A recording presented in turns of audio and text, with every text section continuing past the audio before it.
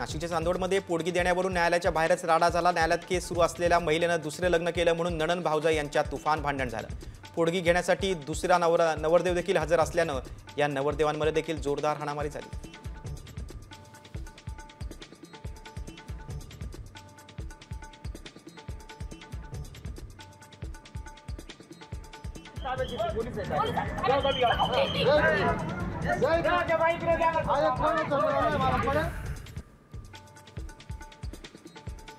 नाशिकमध्ये एमडी तस्करी करणाऱ्या छोटी भाभीच्या गुन्ह्याचा तपास पुन्हा सुरू झाला। या प्रकरणात एका पोलीस कर्मचाऱ्याचा सहभाग आहे।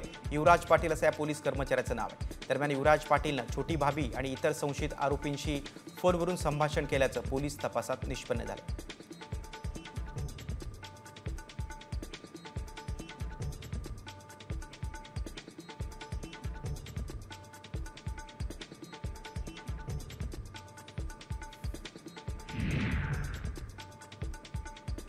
गंगापूर धरणात गेल्या वर्षीच्या तुलनेत यंदा अधिक पाणीसाठा आहे। गेल्या वर्षी 47% पाणीसाठा होता, तर यंदा 63% पाणीसाठा आहे। त्यामुळे नाशिककरांना यंदा पाणी टंचाईची भीती नाही।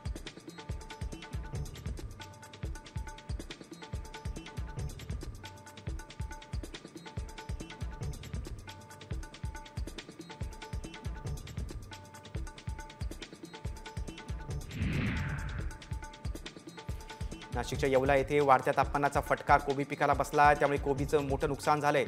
दर सुद्धा कमी झाल्यानं लागवडीसाठी झालेला खर्च देखील निघणं अवघड झालेलं आहे।